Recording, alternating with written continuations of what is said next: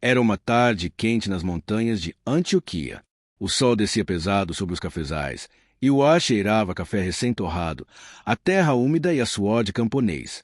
As nuvens se escondiam atrás dos morros, pintando o céu com tons dourados alaranjados, como se o dia se recusasse a morrer. Os pássaros cantavam sua última melodia antes da noite, e o silêncio do campo só era quebrado pelo zumbido dos insetos. Entre aquelas paisagens, um menino de apenas 10 anos caminhava descalço por um caminho de barro. Cada passo deixava uma pegada que logo a água do riacho apagaria. Chamava-se Mateu. Vivia com a mãe em uma pequena chácara de madeira e telhado de zinco, escondida entre as montanhas.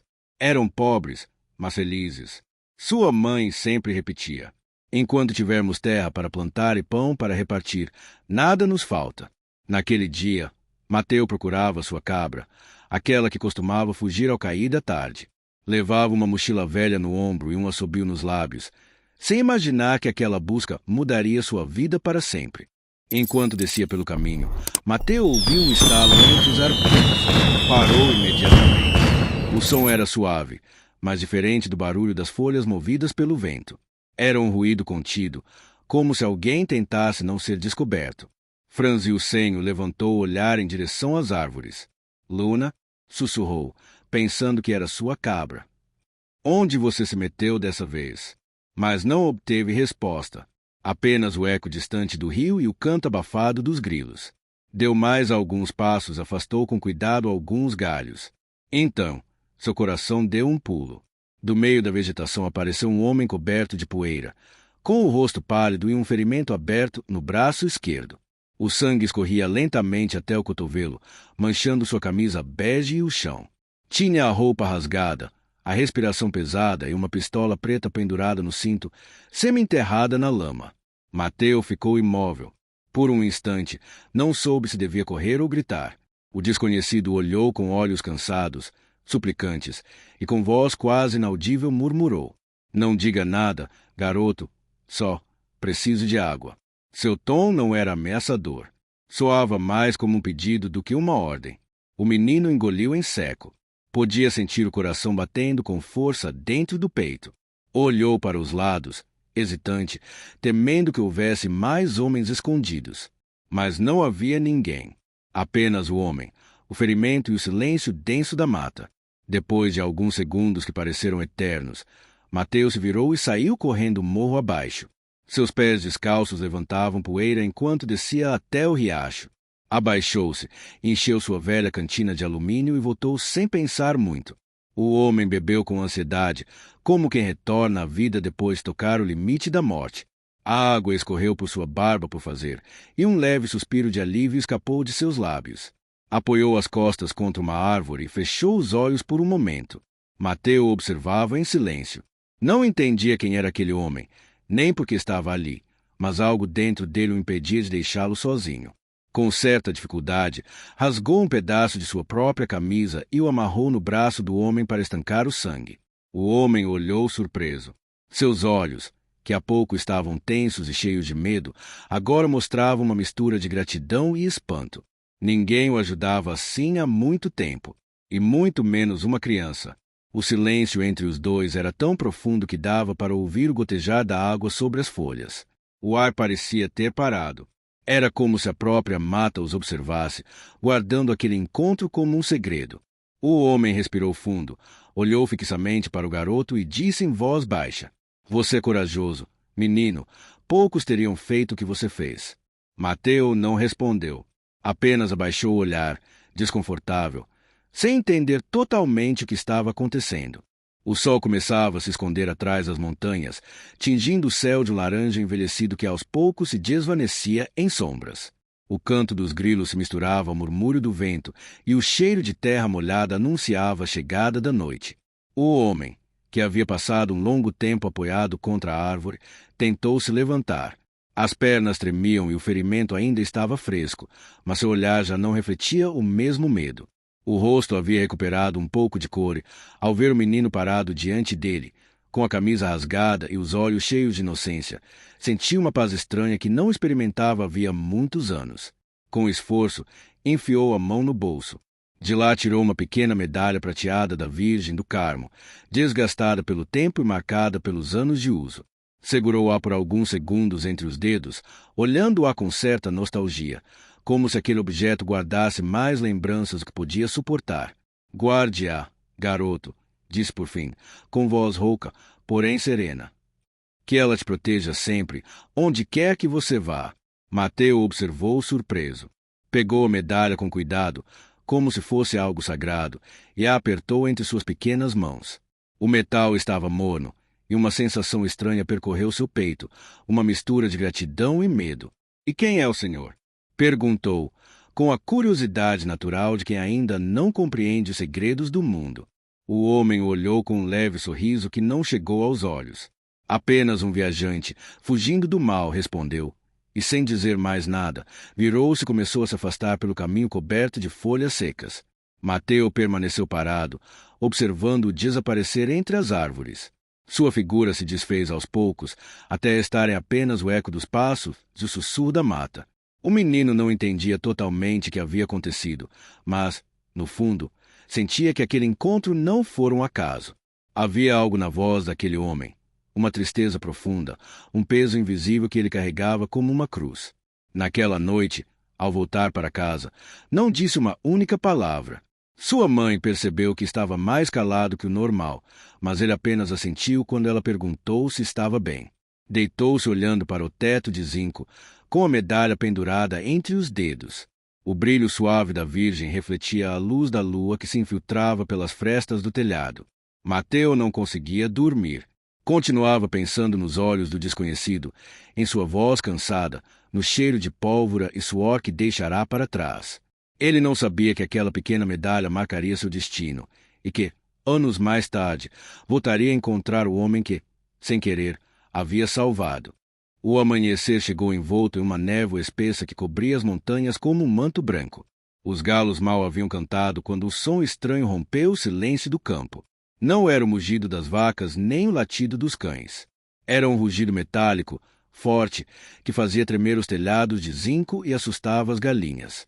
Mateu saiu para o alpendre e levantou o olhar. O céu, que começava a se tingir de azul, agitava-se com o zumbido de vários helicópteros que sobrevoavam o vale. O ar vibrava com o barulho dos motores, e as folhas dos cafezais se moviam como se o vento fugisse do estrondo. Os cães latiam sem parar. As vacas se agitavam no curral e as mulheres da vila saíam ainda com os aventais postos, olhando para o céu com medo. Nunca tinham visto algo assim. O que está acontecendo, mamãe? Perguntou Mateu, ainda com a voz trêmula. Sua mãe, com o senho franzido, correu para o quintal. Os vizinhos já estavam reunidos junto ao caminho de terra. Todos falavam ao mesmo tempo, lançando suposições e boatos que se misturavam ao ruído das hélices. Dizem que o exército está procurando um homem perigoso, comentou Solário, o mais velho do lugar. Que ele está escondido por estas montanhas. E quem é esse homem? Perguntou alguém. Pablo Escobar, sussurrou outro, quase com medo de pronunciar o nome. O nome ecoou entre os presentes como um trovão. Alguns se benzeram, outros baixaram a cabeça. No ar podia-se sentir a tensão, o medo e a curiosidade misturados em uma única respiração. Mateu ficou parado. Sentiu um arrepio percorrer-lhe as costas, como se o vento tivesse sussurrado algo que não deveria ouvir. Enfiou a mão no bolso e tocou a medalha da Virgem do Carmo. Ainda estava ali, fria ao toque, mas cheia de um calor invisível, quase espiritual. Lembrou-se do rosto do homem, de sua voz cansada e daquela frase que agora ganhava um significado completamente diferente. Só um viajante fugindo do mal. Seu coração começou a bater mais rápido. A imagem do desconhecido, com a pistola na cintura e o ferimento no braço, formou-se com clareza em sua mente. E, pela primeira vez, ele entendeu que aquele não havia sido um simples encontro na mata. O viajante não era um fugitivo qualquer. Era ele. Mateu ficou em silêncio. Não disse nada à mãe nem aos vizinhos. Apenas fechou o punho sobre a medalha e a apertou com força, como se, ao fazer isso, pudesse apagar a verdade que acabará de descobrir. O barulho dos helicópteros foi se afastando aos poucos até desaparecer atrás das montanhas. O campo voltou à calma, mas o coração do menino nunca mais seria o mesmo. Em sua mente, o eco daquele nome, Pablo Escobar, ficou gravado para sempre, junto com a lembrança de uns olhos cansados que, certa tarde, lhe pediram água e lhe deixaram uma medalha como promessa de proteção.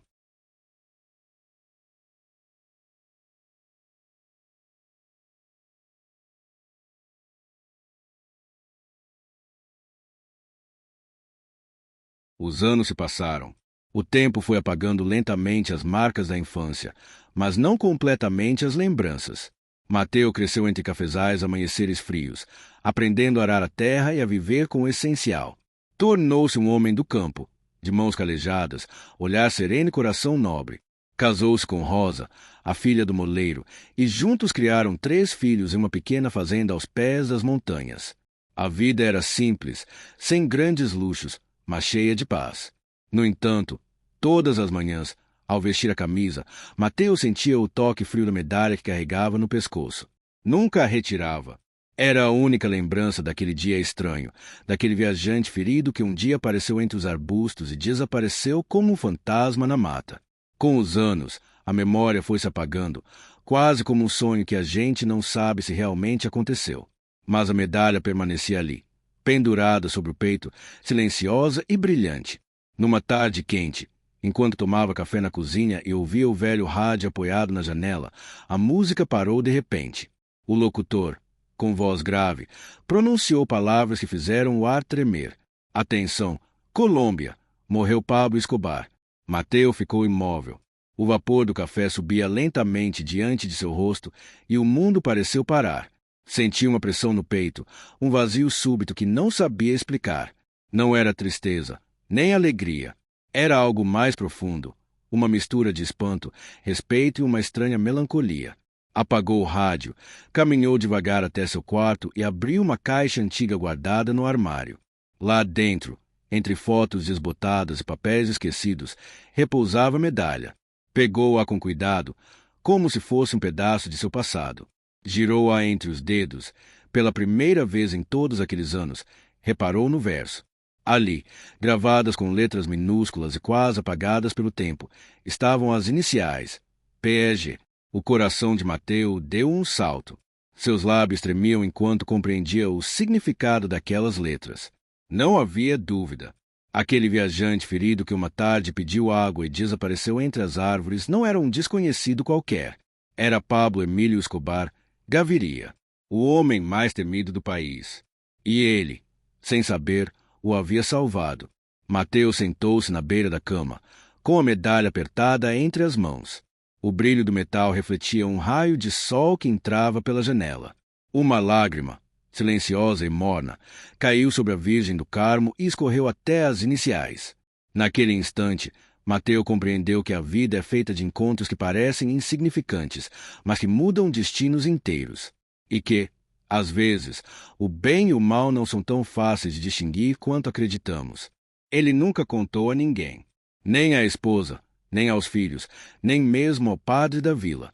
Aquele segredo ficou guardado no canto mais profundo do seu coração, como uma história que não precisava ser dita. Porque, no fundo, Mateus entendia que não se tratava de quem aquele homem havia sido, mas do gesto que o uniu a ele por um breve instante no tempo. Desde aquele dia, toda vez que via uma criança descalça ou perdida pelo caminho, ajudava sem pensar 2 vezes. Compartilhava seu pão, oferecia água ou simplesmente uma palavra gentil. Dizia que o bem não precisa de testemunhas, que fazer o que é certo não busca aplausos, mas paz. Com o passar dos anos, o cabelo de Mateus ficou grisalho, e suas mãos, marcadas pela terra, começaram a tremer um pouco mais a cada inverno. Mas seu olhar conservava a mesma serenidade daquele menino que um dia teve coragem de se aproximar de um desconhecido ferido. Muitas vezes, enquanto observava o pôr do sol do alpendre de sua casa, via o sol se esconder entre os cafezais, do mesmo jeito que fazia quando era pequeno. O ar cheirava a nostalgia e esperança ao mesmo tempo. Nesses momentos, ele pegava a medalha entre as mãos gastas, esfregava com os polegares e murmurava em voz baixa: "Onde quer que esteja, viajante, que Deus te perdoe." Nunca soube se aquelas palavras chegavam a algum lugar, mas o vento que descia das montanhas sempre parecia responder em silêncio. Às vezes movia suavemente os galhos dos cafezais ou fazia tilintar o pequeno sino da porta, como se uma presença invisível o escutasse. Seu filho mais velho, que muitas vezes o observava de longe, não entendia por que o pai olhava tanto para o horizonte. Mas, com o tempo, ele também aprendeu algo, que um coração bondoso não precisa de lembrança para continuar fazendo bem. E assim, com a medalha sempre pendurada sobre o peito, Mateus envelheceu em paz, sabendo que havia cumprido seu propósito sem jamais buscá-lo. Porque compreendeu, melhor que ninguém, que um ato de bondade, por menor que pareça, pode mudar o destino de alguém, mesmo sem saber. O vento continuou soprando entre os cafezais, trazendo ecos de um passado que se tornou lenda. E enquanto o sol desaparecia atrás das colinas, a medalha do viajante continuava brilhando sobre seu peito, como um lembrete silencioso de que, mesmo nos caminhos mais escuros, sempre há espaço para a luz. Os anos passaram e o nome de Mateus começou a ressoar na vila com respeito. Diziam que ele era um homem justo, de palavra firme e coração simples, que ajudava quem precisasse sem pedir nada em troca. Nunca se tornou rico, mas todos o consideravam afortunado, porque irradiava uma paz que poucos conseguiam alcançar. Quando finalmente partiu deste mundo, foi enterrado na colina mais alta, onde o vento soprava sempre entre os cafezais. Seu filho mais velho, Santiago, encontrou entre seus pertences uma pequena caixa de madeira. Dentro, cuidadosamente embrulhada em um lenço, estava a medalha da Virgem do Carmo. Ainda brilhava, apesar dos anos. No verso, permaneciam gravadas as mesmas iniciais, PSG. Por um tempo, a medalha ficou guardada. Até que, muitos anos depois, o neto de Mateus, um menino curioso de apenas 9 anos, remexeu no armário do avô e a encontrou. Pendurou-a no pescoço, admirando como o metal refletia a luz do sol que entrava pela janela. Papai perguntou ao menino, de quem era esta medalha? Santiago olhou para ele por um momento em silêncio. Conhecia a história, mas nunca a tinha contado. Sentou-se ao lado do garoto, com voz tranquila, disse, essa medalha pertenceu a um homem que seu avô ajudou há muito tempo, quando ele era apenas uma criança como você. O menino arregalou os olhos, surpreso. E quem era esse homem? Santiago respirou fundo antes de responder. Um viajante que estava fugindo do mal. Era assim que seu avô o chamava. O menino sorriu, sem entender completamente, mas sentindo a força das palavras. Desde então, não tirou a medalha nem por um dia. Dizia que ela lhe dava sorte e que, ao tocá-la, sentia que alguém o protegia do céu. Às vezes, ao cair da tarde, sentava-se no mesmo alpendre onde Mateus costumava olhar o horizonte. O vento soprava da mesma forma, movendo as folhas do café e trazendo consigo o aroma da terra molhada. E, embora não soubesse, naquele momento repetia o gesto do avô. Segurava a medalha entre os dedos e sussurrava palavras ao vento, como se falasse com alguém que o escutava do outro lado do tempo. Assim, o legado continuou vivo, de geração em geração. Não nos livros, nem nos altares, mas nos pequenos atos de bondade que o menino aprendeu a praticar sem esperar nada em troca. Por quê? Como dizia Mateus, o bem não precisa de testemunhas, apenas precisa de corações dispostos. E no alto das montanhas de Antioquia, quando o vento se infiltrava entre os cafezais, ainda parecia ouvir-se uma voz antiga, suave, dizendo, onde quer que esteja, viajante, que Deus te perdoe. O tempo seguiu seu curso, como um rio silencioso que não olha para trás. O neto de Mateus cresceu e, com os anos, a vida o levou para longe da vila. Estudou história, talvez influenciado por aquelas tardes em que seu pai lhe falava de um viajante que fugiu do mal e do avô que o havia protegido sem saber quem ele realmente era. Sua curiosidade por histórias ocultas, segredos do passado e os mistérios de sua própria família o guiou para o jornalismo. Passaram-se os anos, e um dia, enquanto pesquisava arquivos em uma velha biblioteca de Medellín, encontrou um dossiê deteriorado com um nome que pareceu vagamente familiar, Pedro Emílio Garay. O documento mencionava que ele fora um dos últimos homens próximos a Pablo Escobar, desaparecido sem deixar rastros durante uma operação nos anos 90. O neto ficou imóvel, sentindo o arrepio percorrer suas costas. Lembrou-se das iniciais gravadas na medalha, PSG. Por vários dias, não conseguiu parar de pensar naquilo. Revisou mais documentos, Perguntou. Buscou entre registros antigos e jornais amarelados. Tudo coincidia. Aquele homem, aquele viajante seu avô ajudou quando ainda era uma criança, havia sido um dos fugitivos mais procurados de sua época. Mas o que mais o impactou foi ler um parágrafo em um relatório policial que dizia: testemunhas afirmam que Garay desapareceu em uma zona rural de Antioquia. Alguns garantem que foi visto sendo auxiliado por uma família camponesa, cujo filho, de cerca de 10 anos, teria salvado sua vida após uma emboscada. O neto fechou os olhos. Não havia dúvida. Aquela criança era seu avô. Com o coração batendo forte, viajou de volta para a velha vila onde Mateus havia vivido. A casa ainda estava de pé, embora o telhado estivesse coberto de musgo e as paredes parecessem respirar lembranças. O ar cheirava igual ao de antes: a café, a terra molhada e a história. Sentou-se no alpendre, exatamente onde seu avô costumava olhar o horizonte. O vento soprava entre os cafezais com o mesmo som que Mateus ouvirá toda a sua vida. Tirou a medalha do pescoço e a segurou diante da luz. Por um instante, acreditou ouvir uma voz distante, suave, como se o vento falasse. Não conseguiu distinguir as palavras, mas sentiu uma calma profunda, uma conexão com algo que não podia explicar. Então compreendeu. Seu avô nunca havia julgado aquele homem. Não perguntara seu nome, nem exigirá explicações. Apenas o ajudara. E aquele simples ato, aquele instante de compaixão, mudará o curso de 2 vidas, talvez de toda uma família. Enquanto observava a montanha, o neto lembrou-se de uma frase que Mateus costumava repetir: Deus não mede os homens pelo que foram, mas pelo que decidem fazer quando ninguém os está observando. Talvez por isso, pensou, o destino quis que aquela medalha permanecesse em sua família. Não como símbolo de culpa, mas como lembrança do poder do perdão. Naquela noite, dormiu no velho quarto do avô. E em sonho, viu-o. Mateus estava de pé no alpendre, com o olhar sereno, vestido com sua camisa branca de sempre. Ao lado, um homem alto, de rosto desconhecido mas olhar agradecido, estendia-lhe a mão. Ambos observavam em silêncio. Embora não tenham falado, o neto compreendeu a mensagem. O passado havia sido redimido. Ao amanhecer, o canto dos galos despertou. O sol filtrava-se entre as folhas dos cafezais, e o orvalho brilhava como minúsculos diamantes sobre a terra.